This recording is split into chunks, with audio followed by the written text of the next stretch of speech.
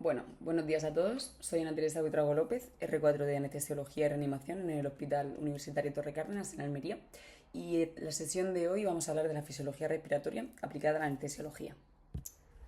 Como índice de la sesión, la estructura que vamos a seguir es primero una introducción para saber y aprender por qué la fisiología respiratoria sigue siendo una herramienta clínica esencial en la anestesia. Luego veremos la diferencia entre la ventilación espontánea y la ventilación mecánica. Hablaremos de la mecánica ventilatoria, un poco pues de fórmula, gradientes de presión, ecuaciones de movimiento, presiones del respirador, etc. Y luego ya nos meteremos más a nivel molecular en el viaje de la molécula de oxígeno. Veremos cómo transiciona el oxígeno desde que sale del respirador hasta que llega a los alveolos y efectúa el intercambio gaseoso adecuado, y cómo el CO2, como producto de desecho, llevado de vuelta a los pulmones para eliminarlo. Y finalmente veremos el algoritmo práctico de la hipoxemia, y así lo podremos aplicar a nuestros pacientes tanto en el quirófano como en la unidad de reanimación. Como introducción, la fisiología respiratoria sigue siendo una herramienta clínica esencial en la anestesia. Es un pilar fundamental, ya que ajustes en la FiO2, en volúmenes, en la PIP, en el volumen tidal, en fin, todos los ajustes que podemos hacer nosotros en un respirador o en un ventilador tienen respuestas fisiológicas inmediatas. Además, la insuficiencia respiratoria preoperatoria es una causa frecuente de complicaciones y prolongación del ingreso. El riesgo, además, es mayor en pacientes que ya tienen enfermedad pulmonar previa, obesidad, edad avanzada o en caso de cirugía torácica y abdominal, como son muchos de nuestros pacientes en el día a día. Además, la anestesia, como he comentado, tiene cambios directos en la fisiología pulmonar, disminuye la capacidad residual funcional, aparecen las atelectasias y aumenta el SUT, altera la relación ventilación-perfusión y también deprime la respuesta ventilatoria al CO2 y a la hipoxia. Esto lo desarrollaremos más adelante. ¿Y qué buscamos en esta sesión? Básicamente comprender todos los mecanismos fisiológicos que explican la hipoxemia y la hipercapnia en el perioperatorio y poder utilizar todo este conocimiento como herramienta clínica para poder interpretar mejor el monitor y decidir sobre nuestro paciente. Así podremos saber, por ejemplo, por qué hay desaturaciones tras la inducción o por qué aumentan las presiones en el respirador. Daremos respuesta a la hipercapnia en la laparoscopia, por qué mejora la oxigenación tras el reclutamiento, etc.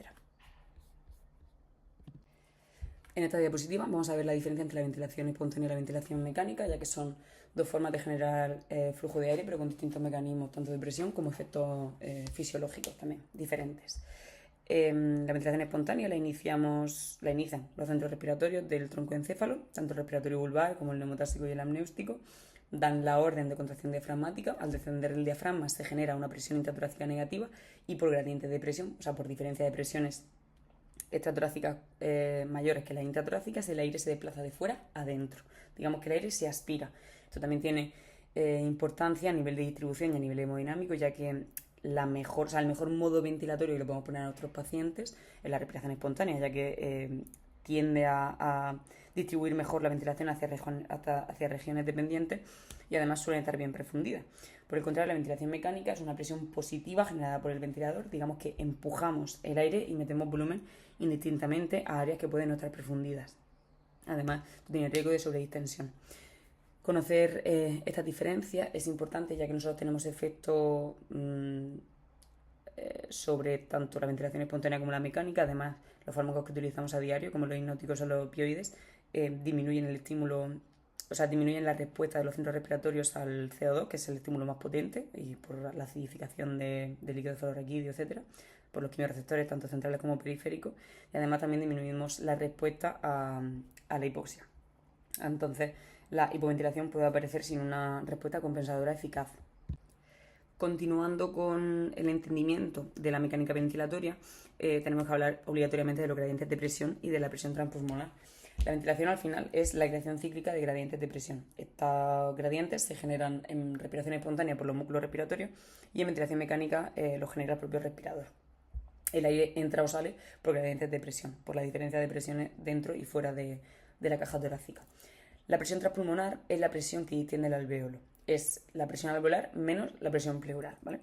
Entonces, cuando no hay flujo, la presión alveolar es cercana a cero. Sin embargo, la presión pleural es negativa, aproximadamente de menos 5 centímetros de agua. Por eso el pulmón está distendido y pegado a la caja torácica. Si fuera positivo, como por ejemplo en el caso del neumotórax, es cuando se produce el colapso pulmonar. Entonces, la presión transpulmonar positiva mantiene el alvéolo abierto. Si nos imaginamos el alvéolo como un globito, cuando la presión fuera de la caja torácica es mayor que la alveolar, el aire entra por esa diferencia de presiones. En cambio, la expiración, por ejemplo, que se produce el retroceso elástico del pulmón, hace que la presión alveolar sea ligeramente positiva, superando a la atmosférica, y entonces el aire sale. Entonces esto es importante, por ejemplo, cuando tenemos una presión pulmonar baja, puede ser a causa de un colapso o de atelectasia o una motora, por ejemplo, o si la presión intrapulmonar es excesiva, tenemos riesgo de que el alveolo se sobredistienda. Entonces es importante saber que el respirador mide presiones en la vía aérea, pero el alveolo se abre según la transpulmonar. Ahora vamos a explicar dentro de la mecánica ventilatoria por dónde tiene que pasar el aire y qué son los componentes elásticos y los componentes resistivos. Si ponemos un umbral que separe a nivel de la carina, más o menos, del umbral hacia arriba sería como el componente resistivo, que corresponde con las vías aéreas, con las tubuladuras y con el tubo. Y la parte que queda por debajo, entre comillas, que es el pulmón y la caja torácica, sería la parte elástica. Entonces, comenzando por la parte resistiva, sabemos que a menor radio, por la ley de Poiseuille, ejercen más resistencia. Entonces, esto es importante para nosotros porque en el caso de que tengamos broncoespasmo, que tengamos secreciones en el tubo, acodamiento, que el paciente lo muerda, que el tubo no traqueal sea demasiado estrecho o que tengamos una obstrucción del circuito, sabemos que esa reducción del radio del componente resistivo, que son las vías aéreas, condiciona una mayor resistencia al paso del aire. A nivel del componente elástico, que es el pulmón y caja torácica, tenemos dos fuerzas que ejercen aquí su acción. Tenemos la complianza, que es la capacidad de distensión del sistema torácico, es decir, un pulmón que tiene mucha complianza es fácil de distender. Podría ser el caso, por ejemplo, de un enfisema, de un EPOC o los pacientes más ancianos. Y en el caso de la elastancia es la tendencia del pulmón a retraerse. La estancia está aumentada en el caso, por ejemplo, de edemas pulmonares, síndrome de respiratorio agudo, de atelectasia, obesidad, neumoperitoneo, Trendelenburg o aumentos de la pía. Entonces, al final, la suma de todas estas presiones y todos estos componentes es al final lo que determina las presiones del ventilador, ¿vale? La presión total que ejercemos sobre el sistema respiratorio es la presión de los componentes elásticos, que hemos visto que son el pulmón y la caja torácica, la presión de la vía resistiva, que son las vías aéreas superiores, tubuladura y tubo, y la PIP. Entonces, meter el aire en el pulmón, el respirador al final tiene que vencer dos cargas: la presión para vencer la resistencia al flujo, que es la parte del componente resistivo, y la presión para distender el pulmón, que es la parte del componente elástico. Entonces aquí es importante que si por ejemplo el ventilador nos avisa de una presión alta, tenemos que saber diferenciar si esta presión está aumentada por un aumento de la resistencia o si es más bien por la parte del componente elástico.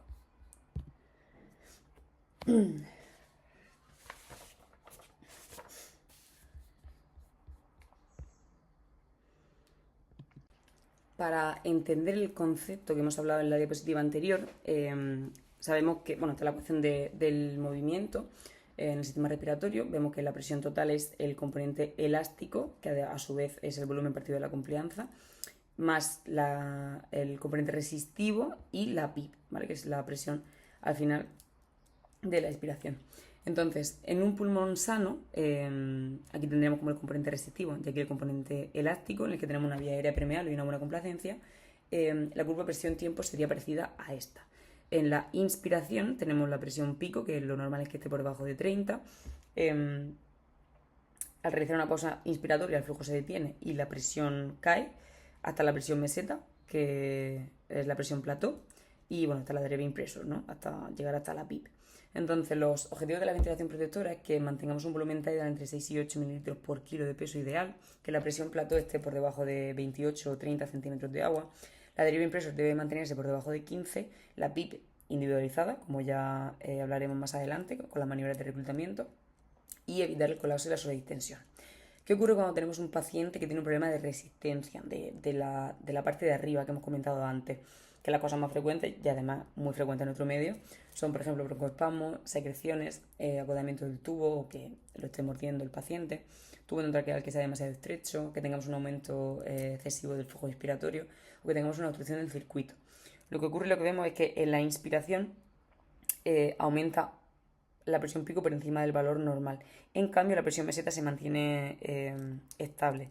Esto nos quiere decir que este pulmón no necesariamente está más rígido, sino que el respirador necesita más presión para vencer la vía aérea que está estrecha o obstruida. Digamos que la presión pico, cuando hacemos en la inspiración tenemos la presión pico.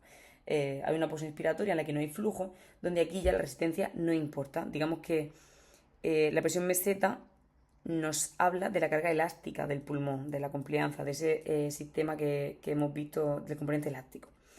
Cuando tenemos un problema restrictivo, que también tenemos pacientes que tienen este tipo de problema, por ejemplo, por atelectasia, por edemas pulmonares, síndrome de distrés respiratorio agudo, por neumotoras, obesidad, neumoperitoneo, Trendelenburg extremo, un aumento de la presión abdominal o una intubación selectiva de un pulmón, vemos que en la inspiración hay un aumento de la presión pico, pero también ha aumentado la presión meseta. Como hemos hablado, que la presión meseta es el mejor índice, digamos, de cómo está el pulmón de rígido. Entonces, vemos que aumenta tanto la presión pico como la presión meseta, y esto suele ser por una disminución de la complianza del sistema respiratorio. La driving pressure es la presión que realmente tiene el pulmón. En diapositivas posteriores vamos a hablar de ella. Aquí tenemos el concepto de la driving pressure, del volumen de cierre, de la capacidad residual funcional y de las atelectasias. Comenzando con la driving pressure, que es la presión de distensión, como hemos comentado, es la presión que realmente mueve el volumen corriente en el pulmón. Entonces, si aumenta la driving pressure, que hemos dicho que es la diferencia entre la presión meseta, la plató, menos la PIP, quiere decir que el pulmón es más pequeño, que rígido o que está colapsado. Además, es útil como parámetro en ventilación protectora. En cuanto al volumen de cierre y la capacidad residual funcional, es importante entenderlo. En esta gráfica tenemos una inspiración y expiración normal. Este es el volumen corriente que mueve el paciente. Aquí vemos cómo hace una inspiración profunda y una expiración forzada, ¿vale? Y ya vuelve a la respiración normal. Pues la capacidad residual funcional es el volumen que queda en el pulmón después de una expiración normal. En condiciones normales vemos que la capacidad residual funcional es mayor que el volumen de cierre. El volumen de cierre es el volumen por debajo del cual empiezan a cerrarse bronquiolos terminales, los típicos que estudiábamos que no tienen cartílago y todo eso, y al final tiene un colapso, o sea, se cierra la vía aérea terminal y eso provoca también que el alveolo deje de ventilarse y por consiguiente también provoca un colapso alveolar y una atelectasia. Entonces, pues eso, en condiciones normales la capacidad residual funcional está por encima del volumen de cierre, por eso el alveolo se mantiene abierto, pero bajo la anestesia general la capacidad residual funcional disminuye y en el momento que cae por debajo del volumen de cierre se cierran esas pequeñas vías aéreas al final de la expiración y comienza la formación de atelectasia. Esta disminución de la capacidad residual funcional la podemos ver en anestesia general y también en pacientes obesos, embarazo, ancianos, cirugía abdominal, en cirugías que utilizan el neumoperitoneo, Trendelenburg, decúbito supino prolongado o una enfermedad pulmonar previa. Otro concepto importante que debemos hablar son las atelectasias. Tenemos diferentes tipos de atelectasia. Tenemos la atelectasia por reabsorción, que es la que hablábamos con este volumen de cierre, que se cierra la vía respiratoria final y al final el oxígeno se sigue difundiendo a la sangre de la membrana alveolo-capilar que rodea estos alveolos, disminuye el volumen dentro del alveolo y al final termina por cerrarse, ¿vale? Eso es como la fisiología de una atelectasia por reabsorción. También tenemos las atelectasias compresivas, muy típicas pues, de la obesidad, neumoperitoneo, de edema pulmonar, etc. También podemos tener las atelectasias por déficit de surfactante, que esto también puede ocurrir en la anestesia general o los factores asociados que al final acarren una disminución del surfactante que aumenta la tensión pulmonar y colapsa el alveolo. También podemos tener atelectasias cicatrizales por retracción, porque pues, las cicatrices al final retraen el parénquima y pueden colapsar zonas del pulmón. Las consecuencias fisiológicas de la atelectasia es que al final disminuye el volumen pulmonar disponible, disminuye la compliance, aumenta la presión meseta y la driving pressure y también puede condicionar zonas del pulmón con shunt. Todo esto se puede traducir al final en una hipoxemia perioperatoria. Y al final, cuantas más atelectasia tengas, menos pulmón tienes disponible para repartir el mismo volumen corriente. Entonces al final, si el alveolo está cerrado, subir la FiO2 no basta.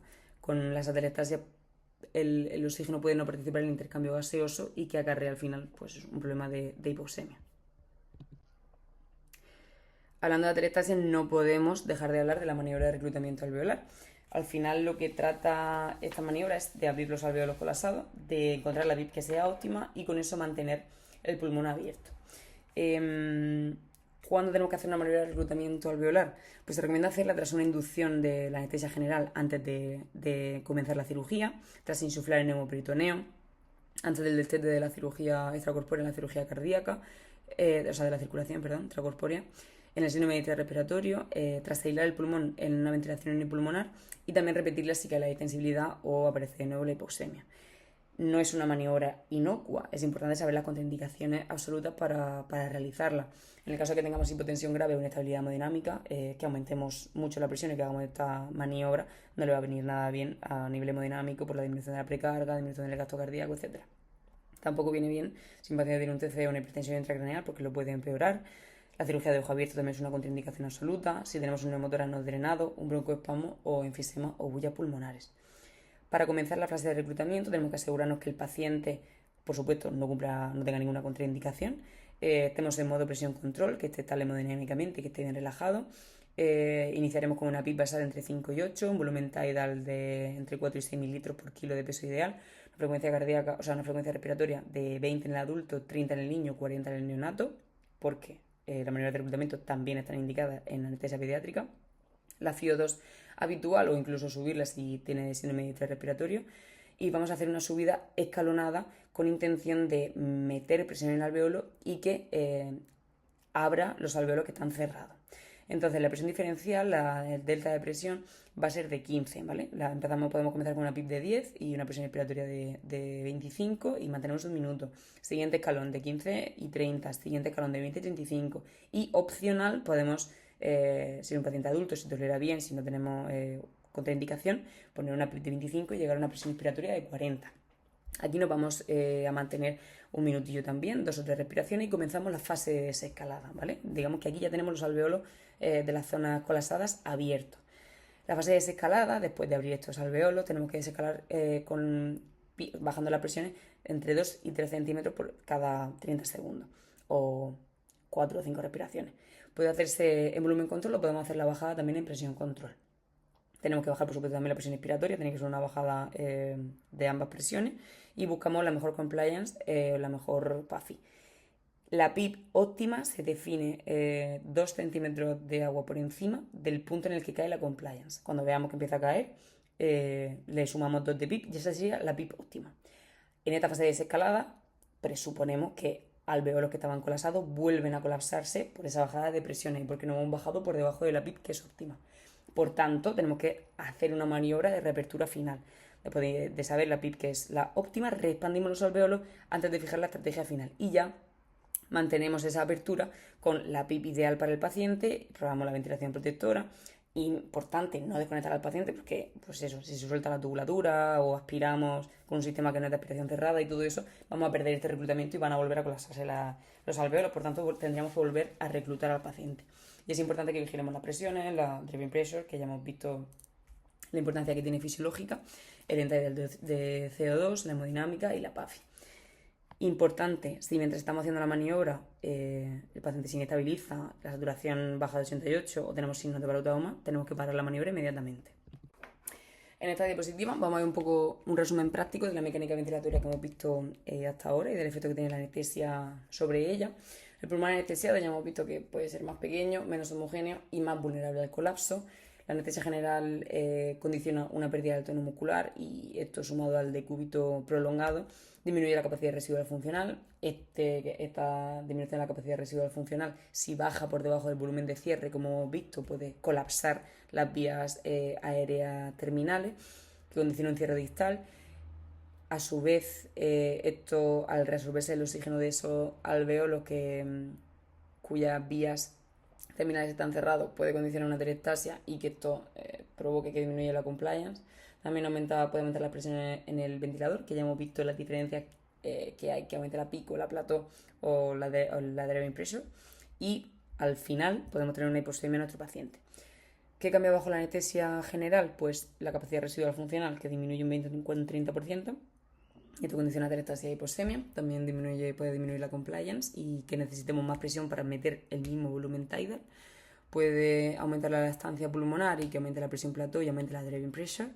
La resistencia a las vías aéreas puede aumentar en el caso de broncoespasmo, de obstrucción, como hemos visto, y que esto aumente la presión pico y que haya alteraciones de la ventilación-perfusión que condicione que el pulmón esté heterogéneo y que haya pues shunt en las zonas que son dependientes. Al final lo que se traduce es que tienes menos pulmón útil para repartir el mismo volumen corriente. Una lectura rápida del respirador, integrando un poco todo lo que hemos visto de mecánica ventilatoria previamente, es que si aumenta la presión pico pero se mantiene la meseta normal, es un problema resistivo de las vías, digamos, altas. Por el tubo, por secreciones o por broncoespasmo. Si aumenta la presión pico y aumenta la presión meseta, condiciona una baja complianza y esto puede deberse a telestasias, a edema o a obesidad. En el caso de que aumente la driving pressure, ya hemos visto que puede indicar que es un pulmón pequeño o rígido y porque tenemos menos unidades abiertas.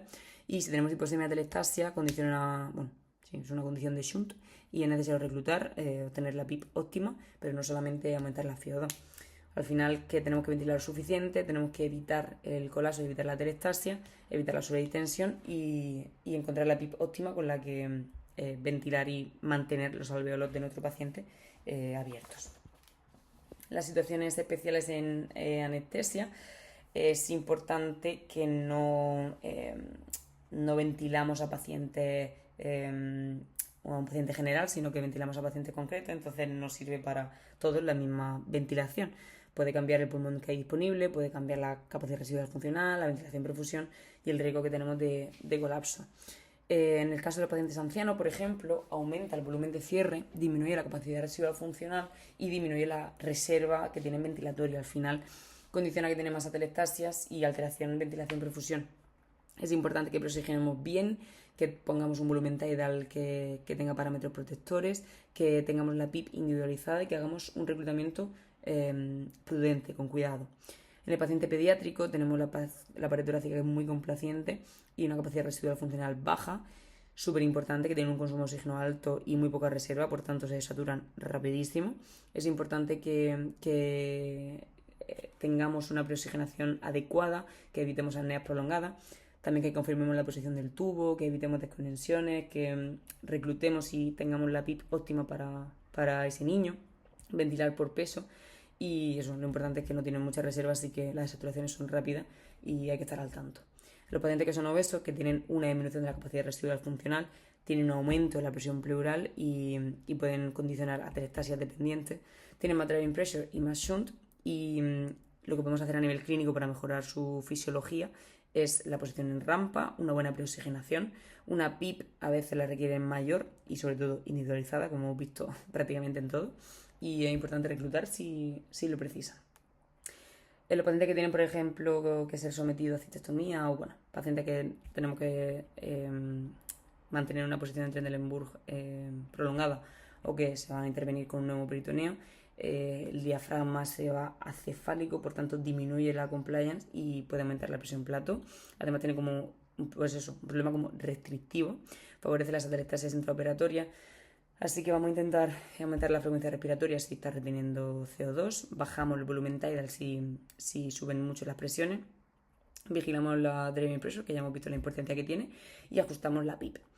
En el caso de otra situación especial, como por ejemplo lo es la ventilación unipulmonar, tenemos menos superficie ventilada, tiene más riesgo de hacer shunt, hace la hipoxemia típica en el pulmón no ventilado. Y al principio pues podemos intentar solucionarlo subiendo la FiO2 inicialmente. Importante comprobar la posición del tubo. Podemos optar por poner, si la cirugía lo permite, una CPAP en el pulmón que no está ventilando, o una PIP óptima, y reclutar el pulmón que sí que estamos ventilando. Las ideas clave es que estas situaciones especiales pueden condicionar que haya menos pulmón útil para repartir el mismo volumen corriente. Es importante que ventilemos lo suficiente, que sea adecuado, evitar el colapso, evitar la sobredistensión e interpretar, por supuesto, el contexto clínico. También, saber lo que está pasando en nuestro paciente, si hay menos pulmón útil o tiene más riesgo de shunt o es que tiene un aumento de la presión pleural, si necesito más PIP, si tengo que bajar el volumen tidal, etc. Una vez ya hemos visto, digamos, la mecánica ventilatoria y la fisiología, un poquito más de mecánica, vamos a meternos a ver la fisiología a nivel molecular, ¿vale? Esto lo voy a explicar un poco con el viaje, entre comillas, que tiene que hacer la molécula de oxígeno desde que sale del respirador, pasa por las vías respiratorias altas, inferiores, llega al alveolo, pasa la membrana alveolo-capilar, va a la sangre y llega a la mitocondria para participar en el ciclo de Krebs y generar energía. Y como luego vuelve el CO2 por el camino contrario. Entonces, en la parte inicial, para que este viaje sea exitoso, necesitamos una FiO2 adecuada y oxígeno en aire inspirado. La molécula sale del respirador, como hemos comentado, pasa por las vías respiratorias superiores, inferiores, llega al alveolo, que tiene que estar abierto y bien ventilado y que sea permeable, por supuesto. A través del alveolo difunde por la membrana alveolo-capilar y llega a la sangre. La relación de ventilación-perfusión a nivel alveolar, súper importante, ahora hablaremos de ella. En la sangre está aportado por la hemoglobina y ya por la curva de difusión de hemoglobina que ahora veremos se entrega al tejido y en el tejido pasa a la mitocondria. Entonces es importante, me gusta como esta parte, esta manera de verlo, porque así podemos hacernos una idea de que en cualquier punto que falle esta cadena puede traducirse en una hipoxemia en nuestro paciente. Entonces vamos a ir viendo un poquito paso por paso y así podemos valorar la hipoxemia en nuestros pacientes. Entonces digamos que en el primer paso de este viaje que vamos a ir describiendo tenemos el oxígeno que abandona el respirador. Aquí he puesto la ecuación de la presión inspirada de oxígeno para que veamos cómo en las maniobras de preoxigenación que hacemos nuestros pacientes a diario, al aumentar la FiO2 estamos al final aumentando la presión inspirada de oxígeno, ¿vale? Con esto conseguimos el lavado de nitrógeno de los alveolos y digamos que la capacidad residual funcional pues aumenta la reserva de oxígeno y con esto aumenta el tiempo de apnea segura. Entonces la preoxigenación aumenta porque al aumentar la FiO2, como hemos comentado, aumenta la presión inspirada de oxígeno, desplaza el nitrógeno y aumentamos la reserva alveolar de oxígeno. Por ejemplo, en el ambiente con una FiO2 del 0,21 tenemos una presión inspirada de oxígeno de 11, de 150. En el caso de una buena preoxigenación con oxígeno al 100%, al aumentar esta FiO2, fijaos cómo tenemos la presión inspirada de oxígeno en 713. Truco para hacer una buena preoxigenación: que la mascarilla esté bien sellada, la FiO2 la ponemos al 100%, entre 3 y 5 minutos de ventilación espontánea o 8 respiraciones profundas a capacidades vitales. Comprobamos que el end-tidal de oxígeno sea por encima de 90 y la cabecera elevada, o sobre todo la posición en rampa, súper útil para el caso de obesidad o embarazo. Entonces es importante en todos los pacientes, pero sobre todo en los que hemos visto de esas situaciones especiales en los que podemos prever una vía aérea que sea más difícil, pues obesidad, embarazo, pediatría, ancianos, etc. También es importante, si la capacidad residual funcional es baja y lo conocemos, probable que la desaturación sea más rápida y nada, que la maniobra de preoxigenación aumenta la reserva de oxígeno y digamos que la primera parte, la primera estación de nuestro viaje. En la siguiente etapa, el oxígeno llega al alveolo y para que el oxígeno llegue al alveolo y se encuentre con la perfusión, para tener un adecuado intercambio gaseoso, tiene que haber pasado por una vía aérea que es permeable, una ventilación alveolar que sea suficiente y que el alveolo esté abierto y no tenga atelectasia. Aquí he dejado la ecuación alveolar de oxígeno en la que, no hace falta entenderla, no hace falta desarrollarla mucho, pero sí saber y entender que la presión alveolar de oxígeno depende principalmente de dos cosas: de cuánto oxígeno meto, que es la FiO2, y de cuánto CO2 se acumula, que depende sobre todo de la ventilación alveolar. Con esto sabemos que si aumenta la FiO2, la presión alveolar de oxígeno va a aumentar. En cambio, si aumenta la presión de CO2, la presión alveolar de oxígeno va a disminuir. Entonces es importante entender esto para saber que la desaturación en el quirófano no solamente es aumentar la FiO2, sino que habrá que ver también cómo está la ventilación, si el paciente tiene atelectasia, etc. En cuanto a la relación ventilación-perfusión, que es importante entenderla, sobre todo para el algoritmo de la hipoxemia que veremos más adelante. Y es que una relación ventilación-perfusión normal es la que compara, un alveolo que está bien ventilado y una circulación adecuada y una buena perfusión. En el caso de que tengamos una relación ventilación-perfusión baja, lo que llamamos shunt, que es cuando la perfusión está adecuada pero está perfundiendo alveolos que no están ventilados. Pueden no estar ventilados por atelectasia, porque el alveolo esté ocupado con edema, con neumonía, que tengamos una intubación selectiva, etc. Estas son el tipo de patologías que responden un poco a subidas de FiO2. Esto es importante sobre todo cuando tengamos que hacer diagnóstico diferencial. En el caso de que tengamos una relación ventilación-perfusión alta, se denomina espacio muerto, y es que tenemos alvéolos ventilados pero no perfundidos. Las causas típicas pues, son el TEP, bajo gasto, sobretensión alveolar, y esto al final condiciona una ventilación ineficaz.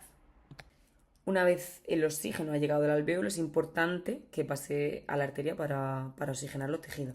Entonces, tiene que pasar la membrana alveolo capilar y lo hace gracias al gradiente de alveolo arterial de oxígeno.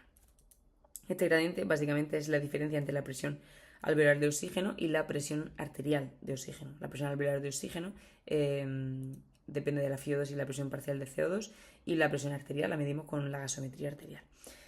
Entonces es importante saber que el gradiente nos indica si el problema está antes del alvéolo o en el intercambio alveolo capilar, y nos sirve también para hacer el diagnóstico diferencial, como veremos más adelante. Si el gradiente está normal, sabemos que el problema está antes del alvéolo. Quiere decir que puede ser que tengamos un problema de que estamos aportando poco oxígeno, que tengamos una FiO2 baja, que estemos hipoventilando o por problemas de altitud. Quiere decir que si el gradiente está normal, bajan las dos presiones de manera proporcional. En el caso de que el gradiente esté aumentado, quiere decir que el oxígeno, o sea, que el alvéolo tiene oxígeno, pero no llega bien a la sangre. Y aquí sí que hablamos de problemas de ventilación perfusión alterada, de shunt, de difusión, etc. O que el problema está en la membrana alveolo capilar. Sabemos que el oxígeno pasa por difusión de mayor presión, que es la presión alveolar, a menor presión, que es la presión capilar. Y esto se puede ver alterado con edema pulmonar, con fibrosis, con síndrome respiratorio agudo, etc. Entonces, pues eso, si el gradiente está aumentado, lo más probable es que sea por atelectasia, por intubación selectiva, por edema pulmonar, por neumonía, por síndrome respiratorio, por un TEP, etc. Así que esto nos sirve para hacer el diagnóstico diferencial, como ya he comentado. Una vez el oxígeno ha cruzado la membrana alveolo capilar y ya se encuentra en la sangre, va a ser transportado en su mayoría unido a la hemoglobina, ¿vale? En el 98-99% el oxígeno va unido y es transportado por la hemoglobina. Solamente en un 2% del oxígeno está disuelto en plasma. Este oxígeno disuelto en plasma es el que determina la presión arterial de oxígeno que medimos con la gasometría. La saturación de oxígeno, que es la que va unida a la hemoglobina, lo determinamos con la pulsiosimetría, y el contenido arterial total es esta formulita. Entonces, el oxígeno, digamos que llega al tejido donde tiene que actuar y es entregado gracias a la combinación de dos aparatos, de dos sistemas, del sistema hemodinámico y del sistema respiratorio. Por eso es importante que ambos se encuentren íntegros. Es muy importante en anestesia, porque no basta con tener una buena saturación, sino que el paciente tiene bajo gasto, tiene shock o está sangrando, pues puede llegar poco oxígeno al tejido. El transporte del oxígeno hemoglobino, unido a la hemoglobina y cómo se entrega a los tejidos, viene reflejado con la curva de la disociación de la oxihemoglobina, donde la meseta, aquí, pequeños cambios de la presión arterial de oxígeno, que es este eje, no reduce mucho la saturación de oxígeno, como vemos en el eje vertical. En esta zona es en la que cambios pequeños de la presión arterial de oxígeno sí que vemos que liberan gran cantidad de oxígeno y se entrega a los tejidos, y sí que disminuye mucho la saturación de la hemoglobina.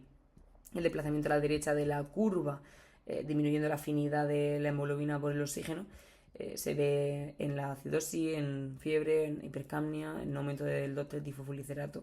En cambio, un desplazamiento hacia la izquierda aumenta la afinidad del oxígeno de la hemoglobina por el oxígeno, y esto se ve sobre todo en alcalosis, en hipotermia, en lo contrario que la situación anterior.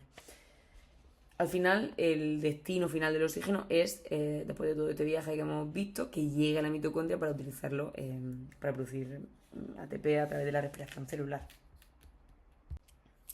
Una vez se ha llevado a cabo el ciclo de Krebs, la producción de ATP, etc., el CO2 se produce como desecho. Entonces, digamos que para cerrar el círculo de esta especie de viaje que os estoy contando, tenemos que contar un poquito de la fisiología del CO2.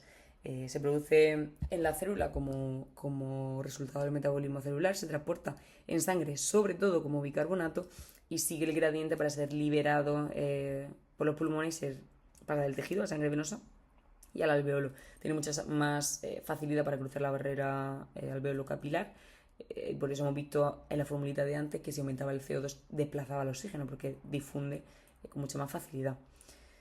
El CO2 lo vamos a monitorizar de manera directa con la canografía. El end-tidal de CO2 es el CO2 al final de la expiración. Así, aquí tenemos una canografía normal en la que se produce la expiración, una meseta, y la inspiración, ¿vale? Entonces esta es una canografía de un paciente normal, sin patología. Esta canografía, por ejemplo, nos está indicando que hay una dificultad a la eliminación del CO2 en la expiración y vemos cómo se produce esta forma típica de aleta de tiburón que ocurre en el broncoespasmo o en patología obstructiva. En el caso de la reinhalación vemos que la basal de CO2 no llega a cero, quiere decir que está reinhalando CO2, habría que revisar el ventilador y la cal que lo absorbe. Y en el caso de la hipoventilación pues vemos un aumento del end-tidal de CO2. También lo podemos monitorizar con la gasometría arterial, ahí veríamos la presión arterial de CO2. Y si no coinciden el end-tidal de CO2 y la presión arterial de CO2, es que puede estar indicándonos que hay mucho espacio muerto o que hay bajo gasto, TEP, alteración de la ventilación-perfusión, etc. Entonces esto es importante porque nos puede ayudar a hacer diagnóstico diferencial. La hipercapnia permisiva, un pequeño apartado que he puesto aquí, y es que a veces aceptamos una presión arterial de CO2 un poquito más alta para mantener una ventilación protectora y evitar volúmenes o presiones lesivas. Pero también es importante saber que no todos los pacientes lo van a tolerar bien. Hay que tener precaución en pacientes con hipertensión intracraneal, con hipertensión pulmonar, arritmia grave, inestabilidad hemodinámica, disfunción del ventrículo derecho, etc. Y esto lo iremos viendo y es tolerable según también el pH que tenga nuestro paciente. Y bueno, una vez hemos visto la mecánica ventilatoria, la fisiología más de presiones, volúmenes, etc., y una vez hemos hablado más de la fisiología a nivel molecular y de intercambio gaseoso, nos queda integrar todo esto y aplicarlo a la práctica clínica en otros pacientes. Y esto lo podemos hacer con el algoritmo práctico de la hipoxemia. Ante una hipoxemia, bueno, intraoperatoria o en pacientes en el área de reanimación o indistintamente, la hipoxemia se define por la presión arterial de oxígeno por debajo de 80 o una desaturación. Lo primero que tenemos que hacer es comprobar que esa hipoxemia es real. Tenemos que mirar la saturación, comprobar que tengamos una buena onda de pulso, valorar la perfusión, tenemos que descartar artefactos. Y mientras tanto, vamos subiendo la FiO2 para ganar un poquito de tiempo. Lo siguiente que tenemos que revisar es el CO2, ¿vale? Es importante saber si la presión parcial de CO2 está alta, lo más probable es que tengamos una hipoventilación alveolar. Después del CO2, importante ver el gradiente alveolo arterial de oxígeno. En el caso de que esté normal, hemos hablado antes y hemos introducido que esto nos va a indicar que el problema está previo a la membrana alveolo-capilar. Quiere decir que nos está llegando poco oxígeno porque tengamos una FiO2 baja o tenemos una hipoventilación. Encima, si la presión arterial de CO2 está elevada, nos apoya este diagnóstico. En el caso de que el gradiente alveolo arterial de oxígeno esté elevado, hemos dicho que nos indica que el problema está a nivel pulmonar, a nivel de la alteración del intercambio. Si le ponemos FiO2 y mejora la presión arterial de oxígeno o la saturación, quiere decir que probablemente estemos ante una alteración de la ventilación-perfusión o una alteración de la difusión. En el caso de que no responda bien a la FiO2 o tenga una respuesta escasa, lo más probable es que estemos ante un shunt. Quiere decir que la sangre pasa por zonas que no están ventiladas y si la sangre no ve el alveolo abierto, por mucho que suba la FiO2, va a mejorar poco. En el caso de que tengamos una presión arterial de CO2 normal, quiere decir que no tenemos hipoventilación. Revisaríamos el gradiente de igual manera y en el caso de que estuviera normal, probablemente que la FiO2 está baja o tenemos un problema en el aporte. Si está elevado, volvemos a hacer la prueba de la FiO2 y vemos si mejora con oxígeno o no. Esto es importante porque en el quirófano tenemos muchas causas frecuentes que nos pueden ocasionar una hipoxemia en el paciente, bien por atelectasia, bien por intubación selectiva, en el caso de broncoespasmos, edema, aspiraciones, neumotoras, embolia pulmonar o neumoperitoneum de Trendelenburg. Entonces, con este algoritmo, digamos que resumimos todo lo visto en esta sesión de fisiología respiratoria y nos permite hacer diagnóstico diferencial de nuestros pacientes con problemas que nos pueden surgir a diario. Un algoritmo de llevar en la bata o en el móvil y revisarlo. Ahora que ya sabemos más sobre la fisiología respiratoria, podemos concluir que es importante localizar el punto donde ha fallado y qué patología nos está ocasionando la hipoxemia, porque así podemos entender mejor si el problema está en la ventilación, si está en el intercambio, si está en la perfusión o en el transporte del oxígeno.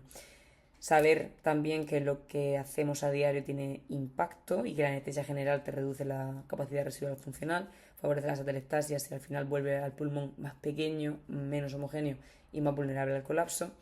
Es ideal tener una ventilación protectora en nuestros pacientes y la ventilación protectora no es solo poner un volumen corriente bajo, sino que hay que interpretar bien las diferentes presiones del ventilador, hacer la maniobra de reclutamiento, conocer la PIP óptima de nuestros pacientes y así integrar tanto lo respiratorio como lo hemodinámico. Importante la maniobra de reclutamiento, como hemos visto, que abrimos el alveolo que está colapsado y con la PIP lo mantenemos abierto. Y la monitorización, que es muy útil tanto para hacer el diagnóstico diferencial como para tomar decisiones clínicas que son aplicables tanto en el quirófano como en reanimación. Al final, ventilar y la fisiología respiratoria en general no es solo mover aire, es que tenemos que proteger el pulmón, tenemos que optimizar el intercambio gaseoso y, por supuesto, anticipar complicaciones. Esta es la bibliografía que he utilizado para elaborar la sesión. Y nada, muchas gracias por vuestra atención.